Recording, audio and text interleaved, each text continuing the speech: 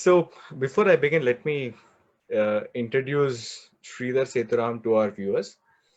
Shridhar Sethuram is a private equity investor with diverse board and CEO experience. He's an avid traveler and has so far covered around 120 countries across all the 7 continents on this globe. And he has visited some of the remotest corners of planet Earth.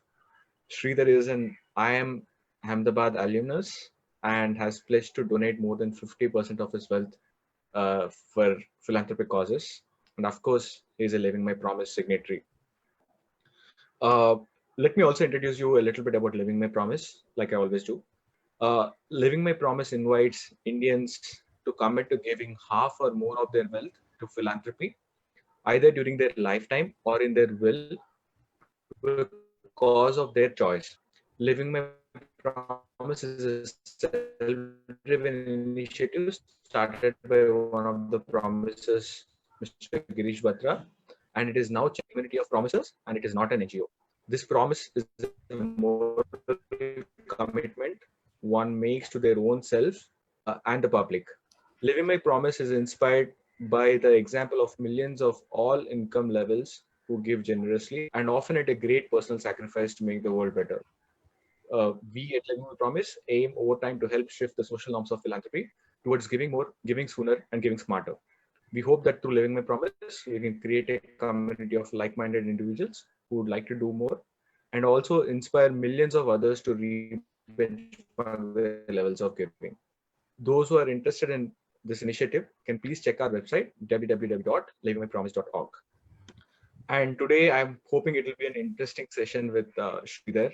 For those of you who's missing traveling just like me, please do check out his Instagram account at Backpack Through Life, and you will have visited places like Darwaza gas crater, I think in Turkmenistan, which is also called as the road to hell. Or you will also have, you can also check pictures of the great blue whale and penguins in Antarctica, as well as polar bears and the northern lights in Greenland, some ruins and iconic structures of past empires, kingdoms, and civilizations. Sridhar has a lot to offer on his Instagram account, so don't forget to check that out. Thank you, Sridhar. Thank you for accepting this, to come on FB Live and share your experiences. Oh, it's an honor. It's a privilege to be. So, Most people know I'm a private guy, and this is outside my comfort zone. It's uncomfortable talking about myself. So I hope at the end of this journey, I at least get one more signatory to LMP, or at least inspire somebody to live outside the box. So I hope it goes well. It's absolute discomfort zone for me talking about myself. Talking about travel is good, but talking about myself as a person is really tough. Thanks. yeah.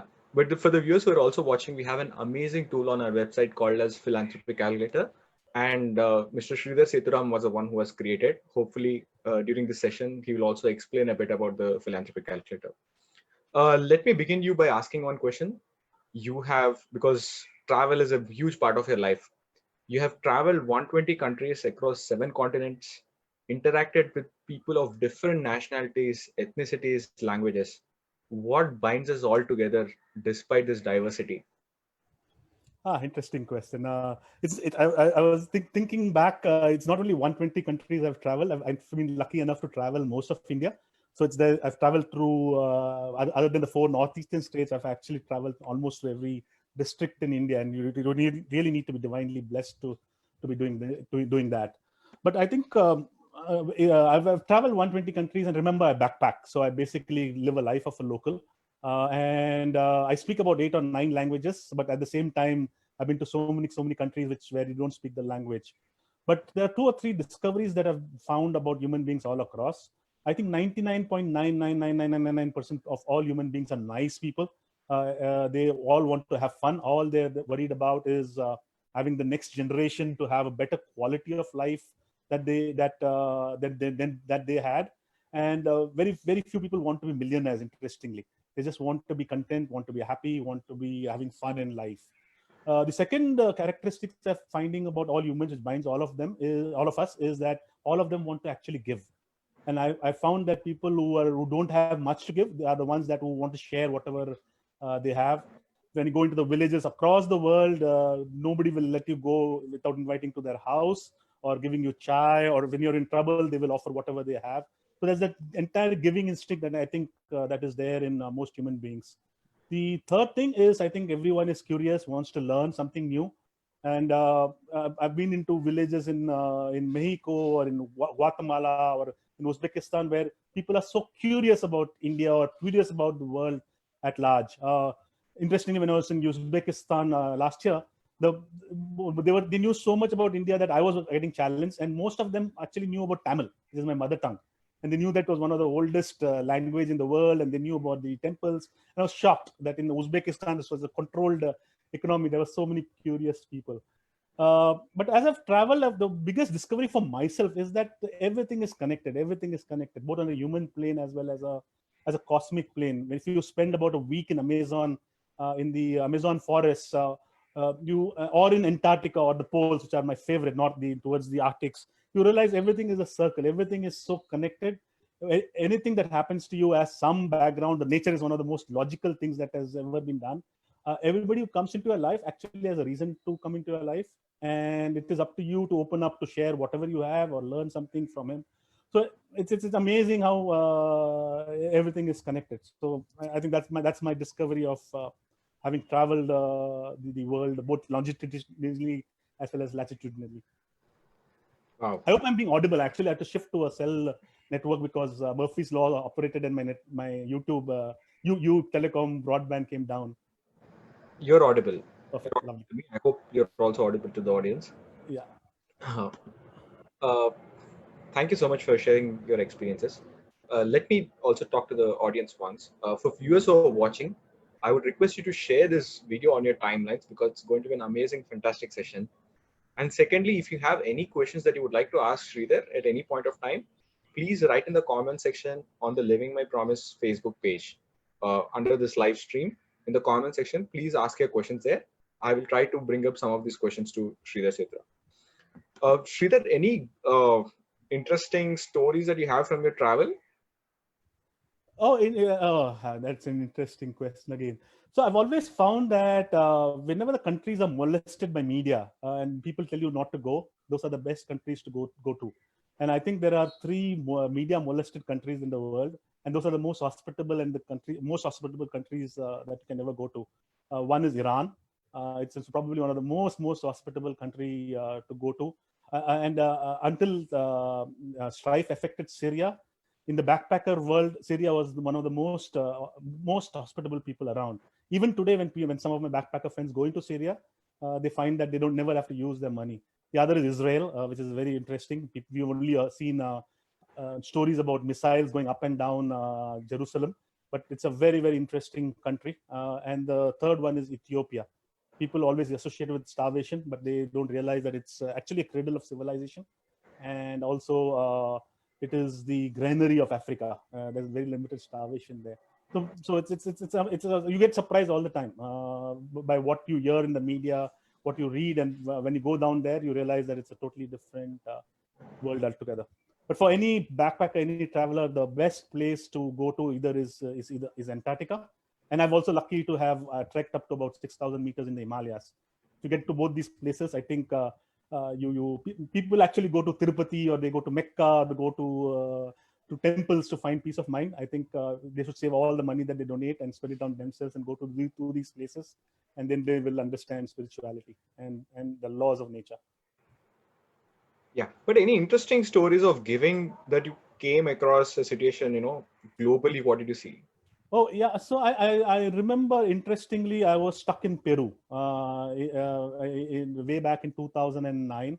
I had an 18 kg backpack, and there was something called a manifestation. I didn't know when before I started. I learned Spanish later. So there was a strike that was there in Peru for various reasons, and they actually blocked all roads. And it is in a country which in a region which is even worse than Bihar. People usually tell you not to even step out of your comfort zone. You'll be shot dead, not only your belongings. So I had to actually walk about 48 kilometers with my backpack in 2009 without knowing the language. And I had this thing that I had to get to Machu Picchu. So I was actually going from Arequipa to a place called Cusco.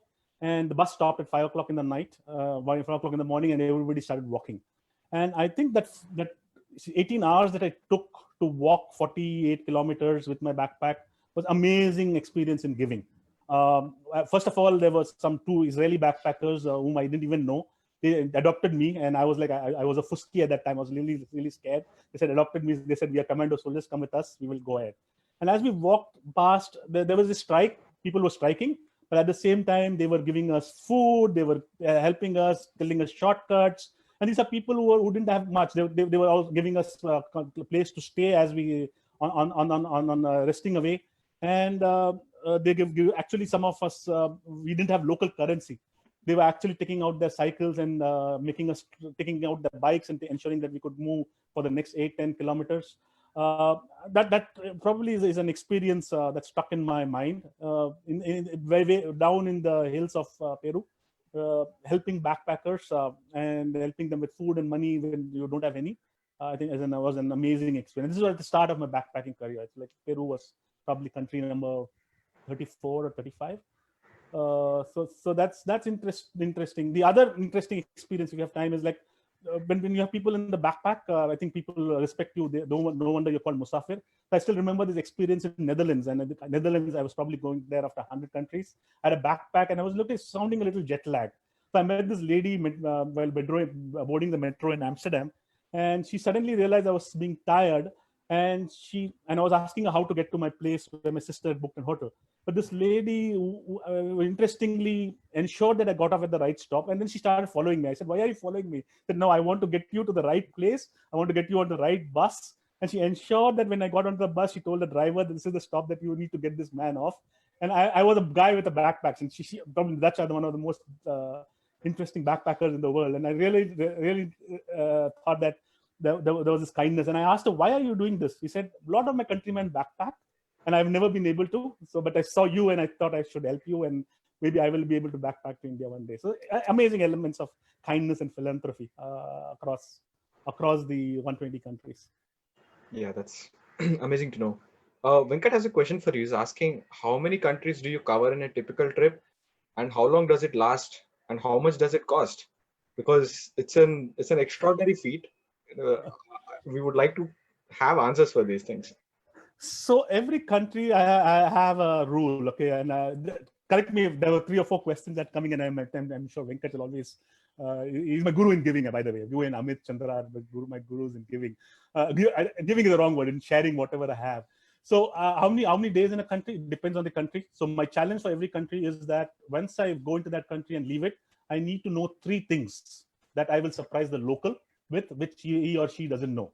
Okay. So that's my standard. So when I get into a country, I would like to know it as in detail, whether it's socially, culturally, economically. And most of the 120 countries, I will be able to surprise the locals, including India, as to things that they would not know.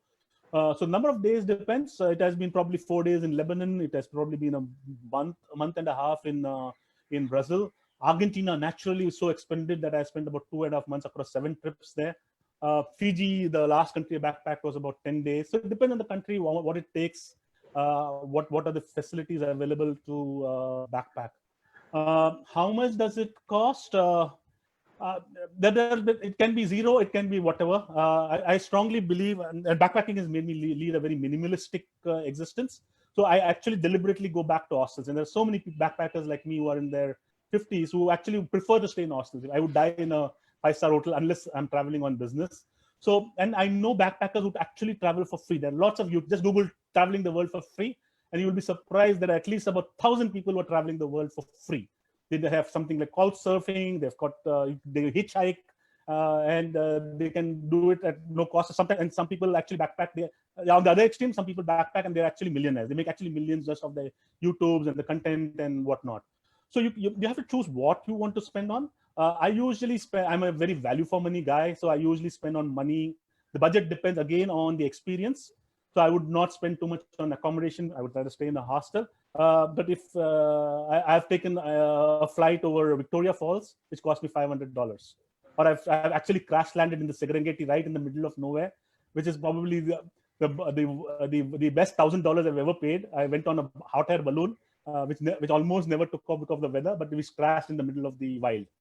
So the expense depends totally on you. But on an average, most backpackers I know usually travel at about $50 a day, $40 to $50 a day, much cheaper than any hotel in India, and the quality of accommodation and everything is good. So and the way I look at it, you don't need money to travel. If I've seen places which will even Bill Gates or Warren Buffett or people with a lot of wealth might not see. What you need is the time, you need the inclination, you need the curiosity, and last but not the least, you need the divine grace to travel. Money is never the issue, and I'm sure people with the money will never find the time to travel. I hope I've answered all the questions Venkat posed for me. Yes, you did, and I think that's very, inspirational for me as well. Like hopefully I'll be able to figure this out A soon. lot of people say that I will make this money and then I will go and travel, and I tell them it's impossible. It's never. We are all middle class guys, right? So it's like most people, most of the audience would be middle class guys. My biggest discovery of life is middle class insecurity never goes away. Money that you have is never enough, and if you think about it, is always enough. And it's that limit. People tell me that I will retire at 35. Tell them it's not going to happen. You have to travel. When you get to travel, you have to travel. You have to have that itch to pick up your backpack and go, and that's how you actually experience serendipity. You really don't need much money to travel at all. And I think the same applies to giving also. Like why wait until you accumulate wealth? Why not start? Absolutely. I mean, it's interesting. All my passions in my life actually come back to the same thing. Never wait. You'll die tomorrow, and then there will be nothing left. Actually, could die the next moment. I could die on this session. Yeah. So I have another question for you. You are a private equity investor. What drove you towards philanthropy, and why do you want to share your wealth for philanthropic causes? Interesting question, and I think I answered this question when we met up in Bangalore last year. So the two words that I've always played in my life, there's one is called serendipity, which I'm discovering the meaning every day that I do that, and there has been Mother Mary. I'm not a religious guy. So I was born on 8th of September, and I was born into a fairly poor family with very limited resources. And my parents actually wanted to send me to the best convent school in Bombay, which is a Don Bosco High School. So they wanted to go, and at that time, way back, there used to be tests for parents more than the children, and I don't think they were sure that they would pass the test. So they actually sent my grandfather to get the form, and he filled in the form for applying for an interview. They knew I was not eligible for that day, for that year, and thinking that they will do the interview, and they get rejected. But my grandfather was fairly surprised. The priest saw the date of birth, which is Mother Mary's birth, and said, "We cannot reject Mary's child," and he's admitted. So I started actually my school at the age of 2.5 years, which is fairly much younger.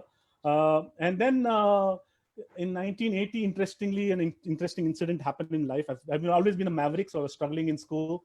And then my father met with an accident which actually kind of destroyed his leg a little bit.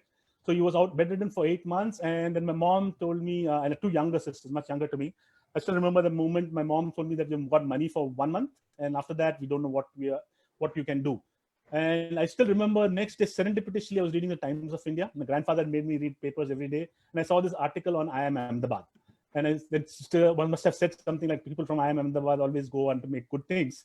So I said, boss, this is the place I want to join. I was probably in my 7th standard. I said, I will go into IIM Ahmedabad. And I didn't know how. So I immediately went to the Ganesh temple, which is close to my house. And I went and made a deal with God, saying that, okay, I have to get into this place. What I will do is whatever money I make, I will give X% back. I will ensure that other human beings will do well. So I made a deal with God saying that I will give X% of my salary back every year, and you get me into this place. Moving back on to 1990, very interestingly happened.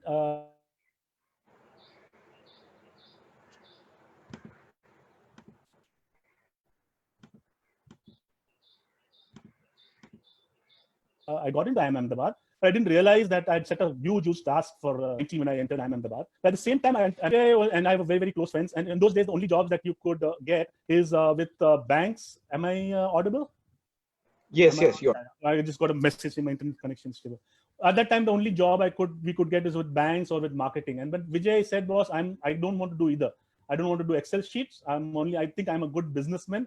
And the only thing I don't have is capital. So both of us came out with a concept saying that, okay, what we will do is we will jointly raise capital from some other people, And we were sure that we'll get bored with one business. So we'll invest in multiple businesses at the same time. We'll get executives, CEOs and whatnot, and we'll run it. Little did I know that in that 1990, that was what would be called as a private equity industry 20 years later. So 1991, that's how I joined ICICI, which was probably one of the, it was a development finance institution, but that was the only closest thing that it could get to private equity. And in 1994, I probably joined one of India's first private equity fund, a family office with the Rahejas in Hathaway Investments. Moving, so 1990 onwards, I started giving. So that X%, I'm a Virgo, I'm a loyalist, so X% had to go. Then the challenge became as to whom to give to. So there was this organization called Lok Kalyan Samiti, which used to do cataract, and I'm from weak. I'm actually half blind in my left eye. So I said I will give my X% to this institution. In 1998, one of my very good friends, Ravi Gulati, started a fund called an institution called Manzil, which works in Delhi. So I said this is like divine grace. So I started giving that X% to Ravi, and it was till 2005. It was just giving a check. It was like in corporate, like you do a lot of guilt. So you kind of, it is like going to Tirupati and putting that money. Every year I used to give an X%, and this is over. In the meantime, I had actually met Binayfer, who's my partner and who's more shy than me. So I rarely don't ever mention her in public. So we got married in 1996. 2005, this was all about money till then. 2005, I took a sabbatical. And people told me that when you take a sabbatical to travel, nobody's going to give you a job. So I said, okay, this is the way, but I will have to prove that I have done something. So actually, I started joining. That is the genesis of Backpack Through Life. So 2005, I created my first Flickr blog, and I started sharing photos and experiences more to prove to somebody that I didn't do time pass. I went to travel. But what I found suddenly that I started sharing experiences, that my visas got very easy. And wherever I traveled, the weather turned out to be good, and I was meeting the best people, and I was meeting the best experiences. So like I've seen volcanoes which have erupted. I've actually stood next to a flowing volcano, which very few people would have done. Or I've gone into a place which there was a typhoon. The days that I've not been there, it was absolutely perfect weather. And I said there is something in this. Then 2007, I started marathoning. Those days there used to be hardly 500 people in the marathons. So I said, boss, okay, chalo. And it was actually I started because it was lonely running marathons. So I used to catch people, and every bakra I met and used to tell me that I've only run 1 kilometer in my life. I'd say, chalo, bhagte hain. And I started inspiring people to get marathon. But then I found that I've done 18 marathons till date, about 4 of them full and 14 of them half. But I found that whenever you hit the wall, I just had to remember somebody whom I had inspired, and marathons became a breeze, actually. So then I said, the sharing thing is very good. Something must be happening. But interestingly, in 2010, serendipitously, I met a lady called Jacqueline Nawagretz, okay, who was actually founded a firm called Acumen. At that time, it was something called Patient Capital, and she had written a book called Blue Sweater. I accidentally met her. Actually, she was trying to recruit me for her India office. And I actually met her on a car ride. And she talked to me about this something called Patient Capital. And I read a book, Blue Sweater, and this is all about creating impact and trying to give back. And it's probably one of my most momentous meetings. It happened serendipitously in my life. So I met her, I read the Blue Sweater, and then I actually remember 2010, I reached out to Amit, who was actually a batchmate of one of my good friends. I asked for permission to meet him, and I reconnected with Venkat. Venkat happens to be 2 years junior to me. I reconnected with Venkat saying, Milna hai, boss. And from then, I started my journey of being involved with the social impact sector. So I started spending my time, my network, my experience with creating social entrepreneurs. Actually, I also helped Manzil also divert. So we created social entrepreneurs about students of Manzil. We have 9 social impact entrepreneurs coming out of there in various fields. But now over the years, I've kind of reduced my time that I spend on private equity. It's now about 60%. 40%, I just spend my time sharing my network, my experiences, my time with other people.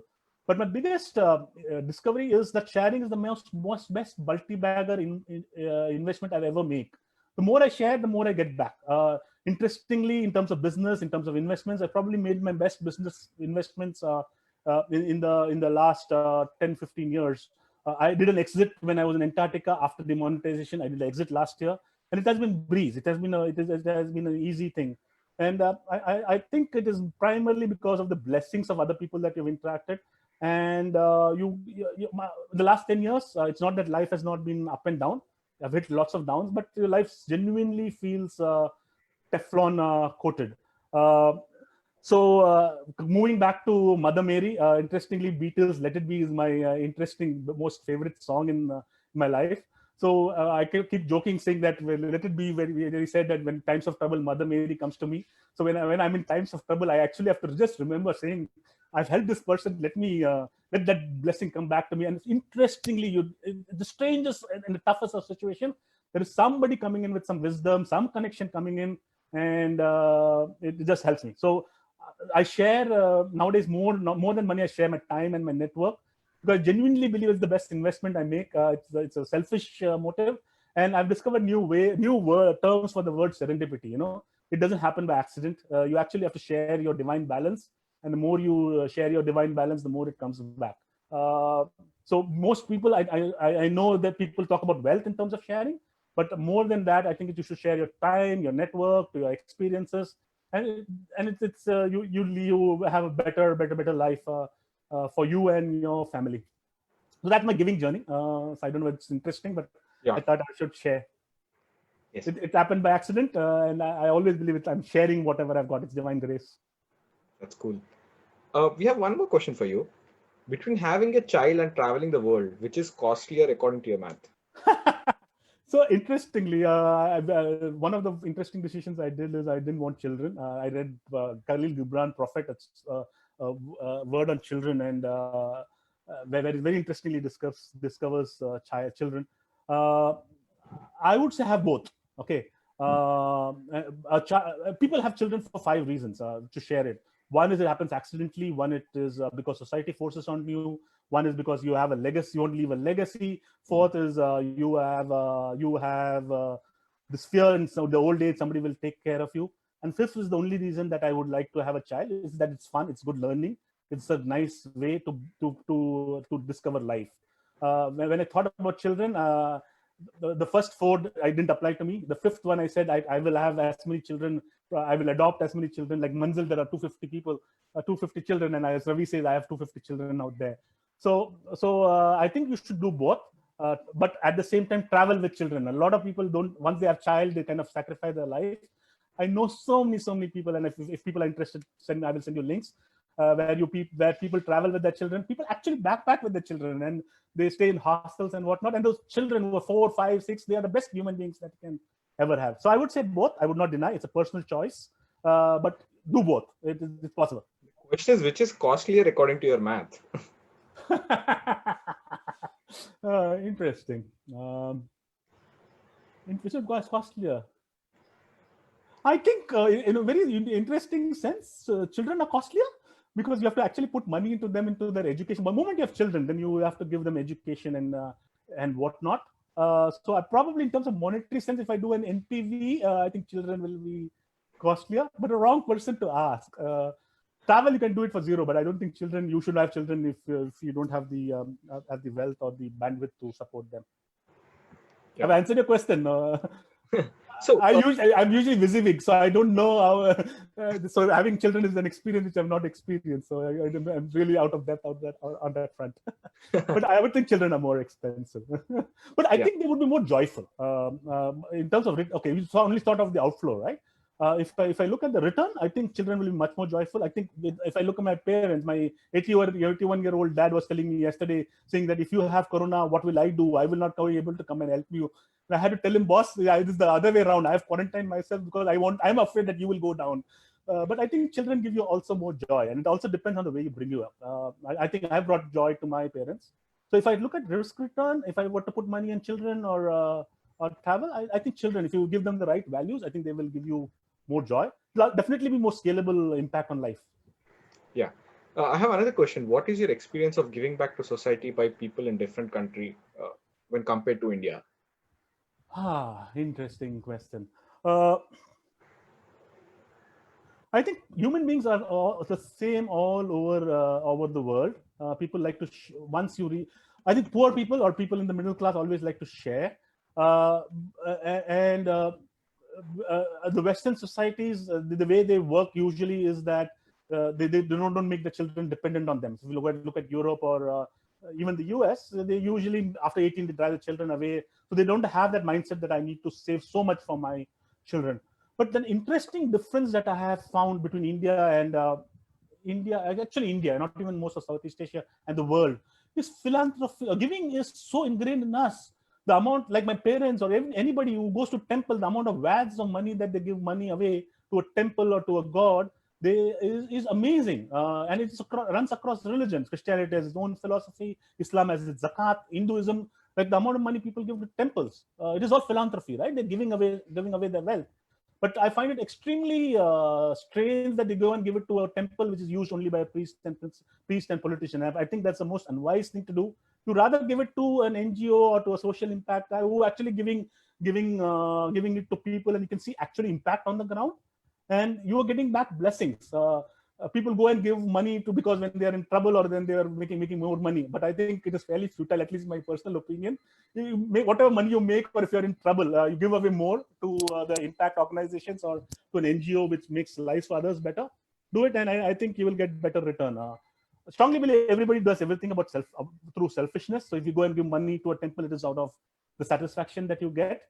But I find that ironic. But across societies, I think as societies evolved, I think poorer societies, the people give much more.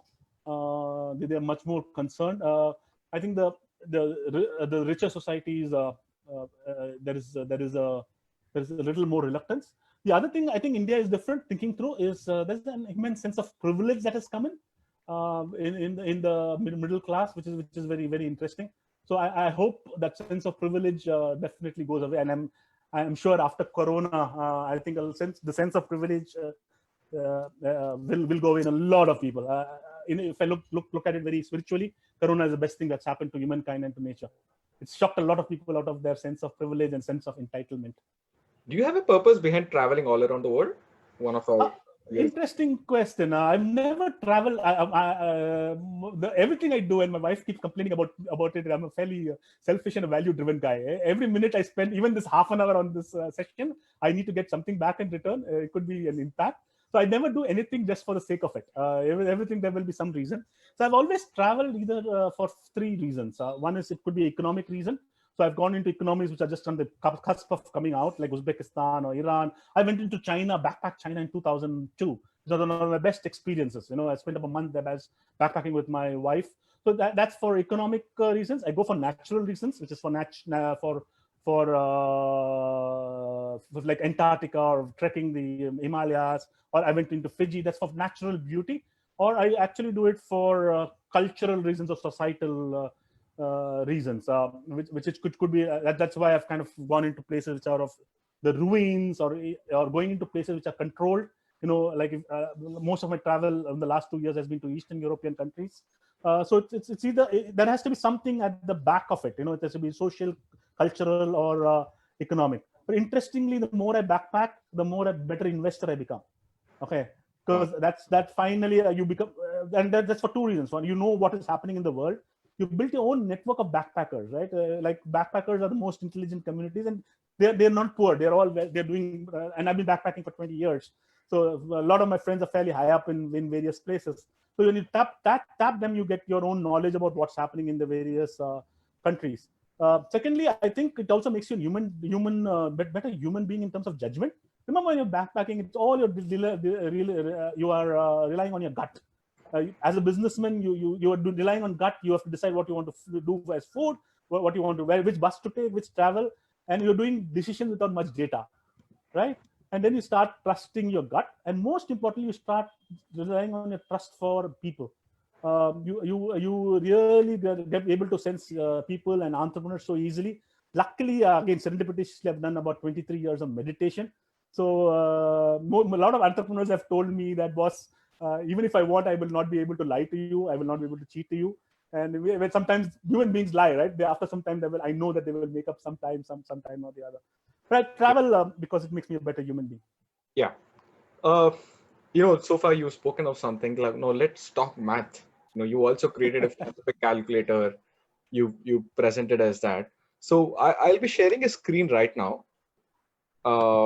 You can explain us how is it possible for people to kind of give back, within their limited incomes? Is it possible? Just run us through this calculator. Yeah. So can you see the screen that is there? And I'm moving my mouse. Sushant, can you see? Yes, I can see the screen. So this is an interesting thing, and I've seen the reason I made this is I made this sheet for myself about 15 years back before I took my first sabbatical, and most people, including a lot of my batchmates or even rich people, don't really know how much they need. There's always the security that I need more, and so it is all about math, and it's all about something called NPV or IRR. And if you know these two principles, I think mathematically you can know what you want, and then you add what is called as a contingency factor. So the first process that you usually do, what I encourage people to do, and you should do it whether you are in your 30s, you're in your 40s, or you're in your 80s. I would encourage you to do it more when you're in 30s or in your 50s, and 80 definitely then, because you have to give it away. So what you basically what you require in terms of inputs is what is your monthly expenses that is going to be at current. Is the screen moving, Shishant? No, you just move it. I'll. Yeah, yeah. If it is not moving, so you can move it. Let's talk through the various heads. Yeah, So, yeah. so the category A is you have to estimate your monthly expenses, and it is where we kind of go into detail, figure out how much that you want to spend every month, and these are only monthly expenses, which is column A.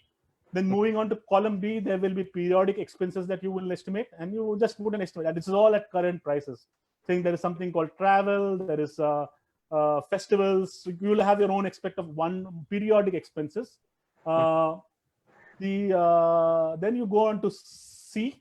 Yes. Hold on, let me just go. Then you have your annual expenses, which will be a life insurance premium. You've got your medical insurance, miscellaneous medical experiences, whatnot. So this is basically what you can foresee yourself today, and then you add a contingency factor. That depends on your comfort, which is at D, which could be 10%, 20%. This is what I'm spending. This is what I think I will spend, and then you come at your annual expenditure, which is at column row E. Yeah. You move the swing, Shishant. So then it's better. Yeah. So then what you need to do is, what are the one-time expenses that you need to fund at your current prices? And this could be a marriage expenses, it could be unconditional emergencies, it could be just pampering some 25th year reunion that you want to do. Just put it whatever you think at current prices that you need. Then you move on to column, which is when you know, which is much more actually not much more easy. A lot of people don't even have an Excel sheet of their financial assets. So basically figure out how much is my current wealth that you have. So you fit in, this is what financial assets that you have. This is what my real estate that I have, what gold I have, and just put in the broad elements of that. Yeah. Then comes the tougher part, is like, what is the amount that I want to leave for my family? And I've talked to a lot of my friends, the people who are very rich, and I've talked to a lot of people who don't have much in life. But the biggest mistake that they do is they don't talk to their people that they want to leave for. So talk to your children, talk to your parents, talk to your spouse, saying, how much do you want from me? And you'll be surprised with the answer. So I know people who are probably multimillionaires, and now the children, how much do your parents want to leave for them? And they say zero. I don't want to depend on my father or mother. And here their father and mother are trying to hide what is the net worth from their children. I'm talking of adults, or B, trying to not making the will and figuring out how much they want to leave. So ask your children, ask the people that your family, whatever they want, multiply by 2 and put that amount into this. The three other inputs that you require is what is the inflation. There's also there's a column inflation that what is the inflation that you expect in these expenses. And usually I would put up between 5 and 10%. This I do as a risk thing. The second estimate that I need to do is what is my pre-tax return on investment. So I keep this as low as possible. Somebody's put in 6%. And remember, this is pre-tax, and tax is the biggest headache that you have. So I usually estimated that the peak slab, saying that this is 33%. This is extremely important. Inflation can kill all your expenses, and your pre-tax return can kill all with your can kill all your expectations. So I play around with these numbers to do sensitivity. If you notice, if I look at real rate of return, that is the return that is actually, this is negative real rate. So in this sheet, your 5% is your inflation expenses, and the post-tax return is 4%. That is ensuring that it's conservative. Then you move on to saying, what do I earn today outside this financial investments? And say, this is the salary that I will earn, or this is the consulting income. Put this number in and say that I'm going to I'm going to have an annual increment for 10% for 15 years. And probably this is the most difficult bit, I think, is what we want to leave for the family. And what does sheet does is it does forecast, saying that this is the amount that you're going to return, invest in return, this amount that you're going to make, and what is the balance that you require, uh, depending on how much you and your spouse are going to live. And that is where the sensitivity comes in. So if you look at row 83 to 91, it says that if I'm going to live 5 more years, if I earn whatever I'm going to earn for 5 years, both on financial as well as salary, I can give away 44 rupees today, 44 lakhs today. And if I'm, even though I have 2.5, 3 crores, I can give 2 crores away. And at the end of 5 years, I would have given whatever I want to give to my family, and still I will be happy. So if I live for 25 years, I would probably, because I'm running my income, I need only 2.3 crores, and I can borrow money and give 4 crores away today, and my future income and my future investment will take care of it.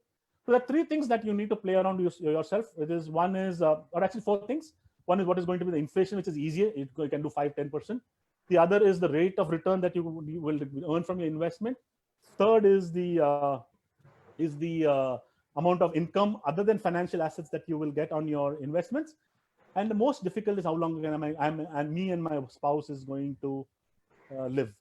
And that gives you a broad picture. Most people that I've heard had doing, it all depends on your current expenses kind of lifestyle.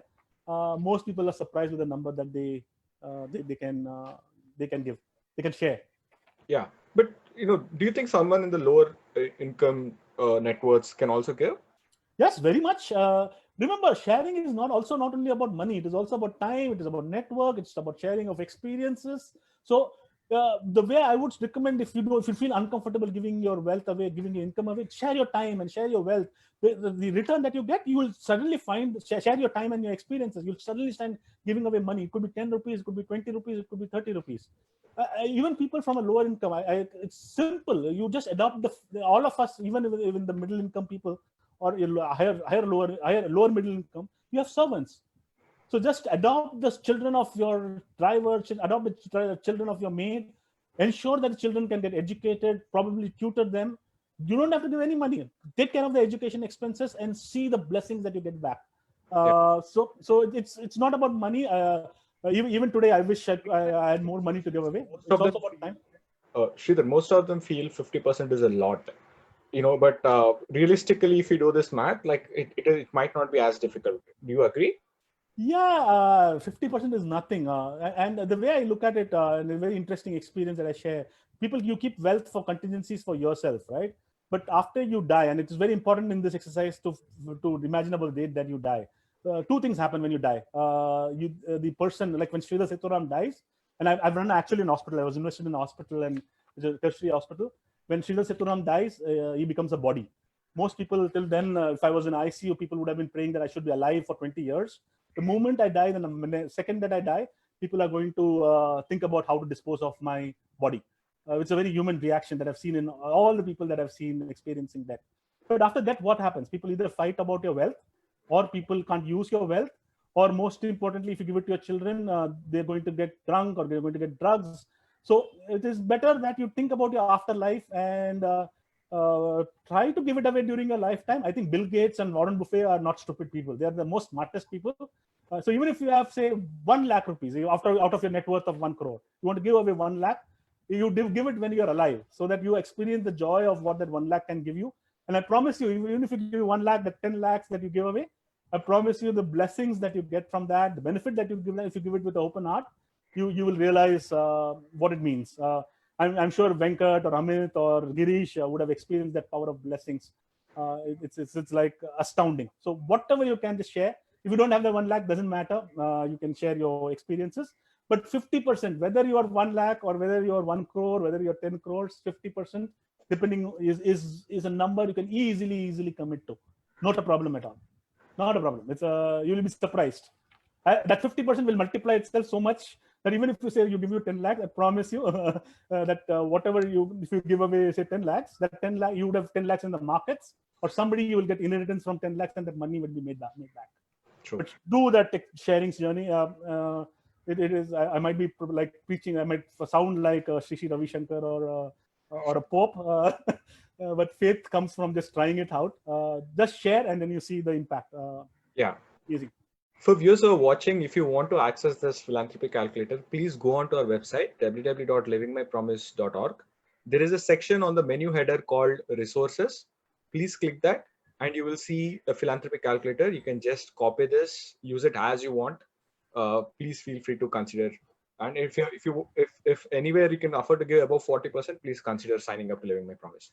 Sushant, just one more thing I want to add. People, you talked about 1 crore limit, right? Most Indians don't realize this. We have houses worth 50 lakhs or crore. But if you have 1 crore in your bank account, you're probably in the top 2 to 3% of the world in terms of wealth. Okay, most Europeans or most US people are deep in debt, right? If you have 1 crore of savings, you're probably in the 2 to 3% of the world. People talk about 1 crore and think it is about $125,000. Okay, I don't think 90% of my backpacker friends have more than $55,000 in a store in anything. I'll share a story on this. Like I was crossing over from Serbia to Macedonia to Serbia, and they caught me. It was the first Indian passport that they were crossing, and I had to explain why did I have injections, why did I have medicines in my thing, and then I gave my wallet, and this was the first time I was traveling those 10 countries with multiple languages. So I actually gave my wallet. I didn't know how much wallet, and it would have about 3,000 euros. And I would question for 1 hour. After 3,000 euros, they saw that, and immediately in 30 nanoseconds, the first time I had respect for wealth. I was escorted back to my backpacker bus. Everybody by the time I was on the bus, everybody knew I had 3,000 euros in my account, and I was being proposed for marriage by the immigration lady and whatnot. So even 1,000 euros is a huge amount of money around the world, and people are more happier than that. I find it very interesting that people talk about crores as if it is like it is like going to the moon. I'll stop sharing the screen if you don't mind. But this is a revelation for me. What you just shared about having 1 crore of net worth or bank balance. You're probably top 2 or 3% of the world is phenomenal. I think all of us should. I think all of friends are all over the world, right? So just put a Facebook post. How many people have more than 100,000 liquid wealth in the bank? You'll be surprised. Yeah. You'll be surprised. Yeah. So I have another question for you. Which causes do you want to support and why? Mr. Parag Agarwal is asking this question. So there have been 3 causes, and 2 of them have been supporting. It's very important to identify the cause. Okay, then it is always extremely important. It is something to do with your life before, and you have to be passionate about the cause, because my genuine belief is just not giving money to the organization. It doesn't end at that. You need to give your time and your network and whatnot to that organization to make it grow. So there are two things that have really caught me. One is obviously, since I have had my own experience in life, is children's education. So I've ensured that the Manzil or so many of the organization that support is actually ensuring that children who are coming out of the system in India are coming out as great human beings with values, and also with coming out with a sense of purpose that they go and change the world and become self-sufficient in terms of money. So they're coming out with skills and most important with human value. So education is definitely one. Second is skill empowerment is the other thing. And that I kind of, especially for women, I like women to be independent. So anything that has causes which help women earning their own money and becoming independent, that really tugs my heart. Again, from a personal experience, like my driver's wife, I got a trade. I bought her a machine.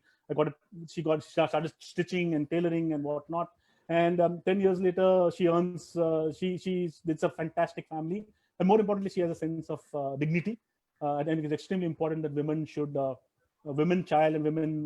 get their sense of dignity from earning money, and money is just an indicator. When you earn money, you're delivering value, right? So somebody's paying you money for delivering value. The third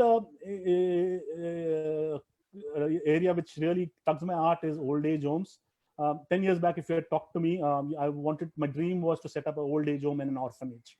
It would have completed the entire circle of life. Old people need children to keep them alive. Children need old people to teach them. But I've actually dropped that idea because it's very tough to do business in India, especially an orphanage and an old age home. But that's one cause which I would like to really pick up. There's an organization called Udamam Karangal in Chennai, but that's that I've been involved in a monetary sense. So if we can do something for senior citizens, that's a cause which I'm actually searching for, and probably through living my promise, my gut and my serendipity says I'll find my circle there. But it's very important to have the Sudesh cause. is asking you a question. Sorry. Yeah. So Sudesh has a question for you. Do you feel some connection between running and philanthropy? Yeah, it is very interesting. So the other thing I do is I cycle to work. So I've been cycling around Bombay. I rarely sit in a car. Can you hear me? Can you hear me? Can you hear me? Yeah. Sorry, let me just know the internet connection. Can you hear me now? Yes. Yeah, everything serendipitously, everything that I do has made me an interesting human being. The other dream which I've not always been able to inspire other people is cycling around in Bombay. I cycle to work. I've been doing that for 10 years. I'm still alive. And my office is 10 kilometers away. So I rarely get into a car unless it's required. But running and cycling are both very, very important. First, it makes you a great human being. I always believe when you do marathoning, you need to hit the wall. And getting the wall is one of the best experience where you just lose control of your faculty. And the first time when I hit the wall, it was in the Bombay Marathon, I realized how marathon is also about giving. So there was this guy, I was hitting the wall, and there was this guy who was running to the post. He suddenly stopped and said, "Boss, you're hitting the wall. It's the first marathon." And he actually lost about 10 minutes, taking me through the next 10 minutes and slowly getting me out of the wall. So that was my first experience in giving in marathon. And if you look at marathoners or scuba divers or cyclists, they're always the ones who are within themselves and will always share because they know what it means to be alone. And most marathoners will always discuss the timing, and then they will start giving you tips as to how you can be better. So it starts with thoughts. Of course, with marathoning, people raise money. Very, very frankly, it has now become fairly. I kind of keep away from getting into running campaigns, raising campaigns, because for various reasons. But I used to do that in my first 3 or 4 years. But marathoning, running, cycling is all about living in the moment, the sharing. It's within yourself and how other people can help you.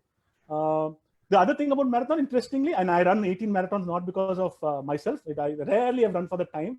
Suddenly, when you run marathon, you realize that actually there are hundreds of people cheering you, right? There are about 40,000 people coming to cheer you. And suddenly it hit me that they are there because they see you as a role model. They're there because they can't run, right? And they see they're doing something very, very different. And the children you are actually inspiring a lot of thoughts about them. I've seen cheering by old people. I've cheering by less people who are less physically and mentally endowed than us, and they're coming there to give joy and get joy and inspiration. I don't know how many people have run the Bombay Marathon. I've run marathons across the globe, but that stretch from Better Road right up to the end is probably the place where you will see serious giving. Marathons around the world, the organizers have to arrange for people to give. And in India, especially in Bombay, you'll find, especially when you run through the marathon, actually going back, when you run through the slums of Worli, is that when you start giving, you realize that you don't need money to give. The slums there, people are waiting with oranges, biscuits, and giving money, giving inspiration to the runners. So it's running, and marathoning is all about giving. Yeah. I have one question for you. With the recent erosion in the markets, should investors keep away from philanthropy? Interesting question. So I am a private equity investor. I will go wherever the returns are greatest, right? So what has happened? There is this leave alone your wealth, and a lot of us have had an erosion in wealth.